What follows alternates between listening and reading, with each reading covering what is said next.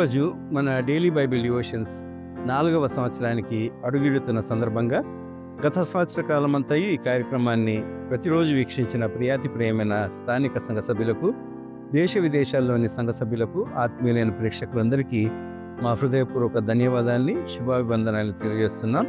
రానున్న కాలమంతయు కూడా మీ ఆదరణ, మీ ప్రోత్సాహం ఇదే విధంగా ఉండాలని దేవాది దేవుని ప్రార్థిస్తూ నేటి కార్యక్రమాన్ని ప్రసారం చేస్తున్నాం. నేటి బైబిల్ డివోషన్స్లో మన ప్రెస్బిటర్ రెవరెండ్ నోసీనా నవీన్ గారు దినదినము ఆత్మలో ఎదుగుట, growing in spirit day by day అనే అంశంపై దైవ సందేశాన్ని అందిస్తారు.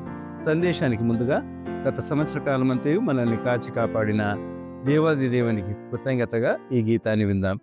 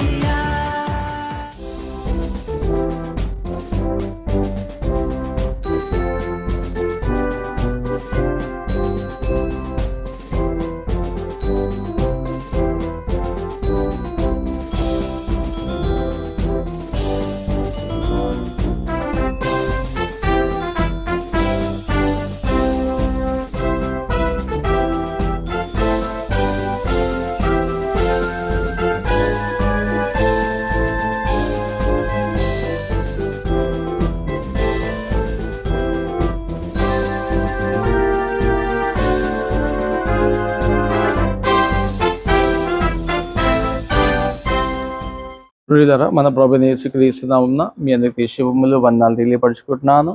ఈ యొక్క డైలీ బైబిల్ డివిజన్స్లో మీ అందరినీ ప్రేమపూర్వకంగా ఆహ్వానిస్తున్నాను. చిన్న ప్రార్థన చేద్దాము.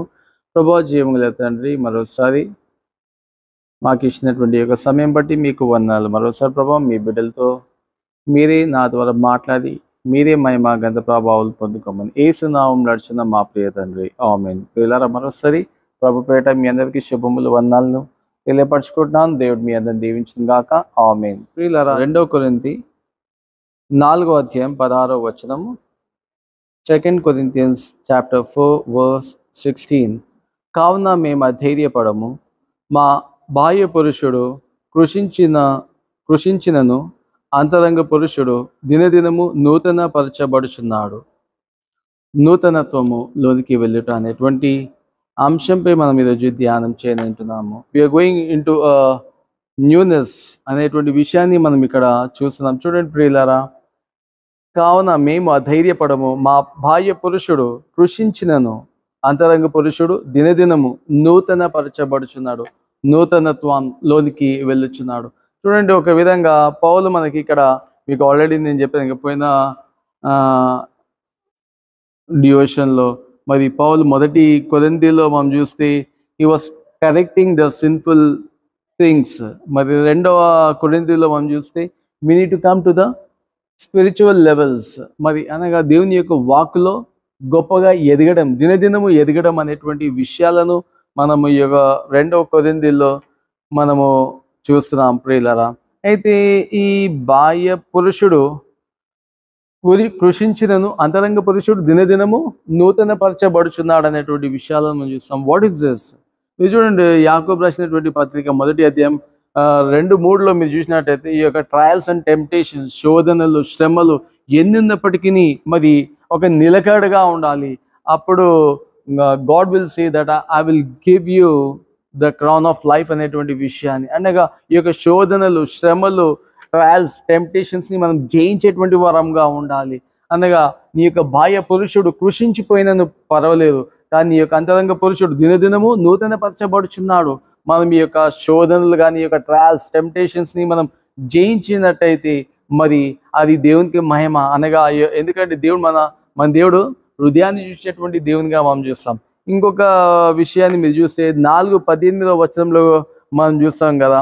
మీరు చూడండి, ఈ యొక్క 4:18 కొరింథీయులకు రాసినటువంటి 2వ పత్రిక, క్షయం మాత్రము మా చులకని శ్రమ మా కొరకు అంతకంతకు ఎక్కువగా నిత్యమైన మహిమ భారమును కలుగజేయుచున్నది. ఏలైనగా దృశ్యమైనవి అనిత్యములు, అదృశ్యమైనవి నిత్యములు అనేటువంటి విషయాన్ని. అనగా see, we fix our eyes not on what is seen but what is unseen, for what is seen is temporary and what is unseen is eternal. అనగా ఈ ఒక తాత్కాలికము, but what we won't see is eternal అనేటువంటి విషయాన్ని. అంటే ఏంటి ప్రియులారా? So one day we have hope. Faith is being sure of what is hope for and certain of what you don't see. అనగా విశ్వాసం అనేది నిరీక్షించి వాటి యొక్క నిజ స్వరూపం, లేనిది ఉన్నదని రుజువై ఉన్నది అనేటువంటి విషయం.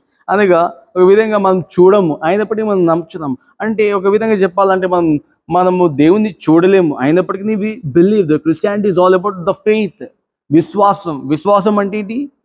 నిరీక్షించి వాటి యొక్క నిజ స్వరూపం. అనగా మనం నమ్ముచున్నాం కాబట్టి మనం ఈ యొక్క బాహ్య లేదా ఈ యొక్క అవుట్ సైడ్ థింగ్స్ మనము చూడడం, వాటిని ఆశించటం. ఒక విధంగా మనం చూస్తాం కదా, మొదటి యోహాను 2వ అధ్యాయంలో మనం చూస్తే లోకాశ, నీతాశ, జీవపుటమం ఇవి దేవుని ద్వారా రావు, కానీ అనగా ఈ యొక్క లోకం నుంచి వచ్చేటివి. మరి ఈ లోకం దాని యొక్క భోగం, దాని యొక్క సుఖం గతించిపోతుంది, కానీ దేవుని యొక్క చిత్తం చేయవారే నిత్య జీవం పరలోకంలో ఉంటారనేటువంటి విషయాన్ని జ్ఞాపకం చేస్తాం. So that is what we see over here. అనగా బాహ్య పురుషుడు కృషించిపోయిన, అనగా ఒక విధంగా శ్రమలు, అవి మనం we feel like doing those things, కానీ మనం చంపుకోవాలా. అనగా నీ యొక్క శరీరం కృషించిపోయినప్పటికీ నీ పర్వాలేదు, కానీ మన యొక్క అంతరంగ పురుషుడు దినదినము నూతన పరచబడుచున్నాడు అనేటువంటి విషయాన్ని మనం చూస్తాం. అనగా దినదినము నువ్వు నూతన పరచబడాలి ప్రియులారా. ఒక విధంగా ఎన్నో శ్రమలు ఎన్నో ఉంటాయి. So you need to be still new. బాబా అంటే మనుషులు చూసి ఇంకా ప్రభావితులు అవ్వాలి. ఏంటి ఈ యొక్క వ్యక్తి మన యొక్క ప్రేమలో, మన యొక్క క్షమాపణలో, దీర్ఘశాంతంలో, దయాళుత్వంలో, ఇవన్నిట్లో దినదినము నూతన పరచబడాలి.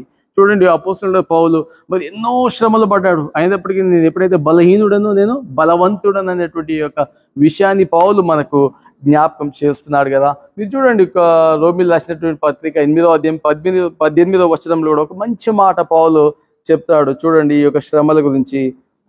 మన ఎదుట ప్రత్యక్షము కాబోవు మహిమ ఎదుట ఇప్పటి కాలపు శ్రమలు అసలు ఎన్నటికీ అవి అన్నీ వేస్ట్ అంట.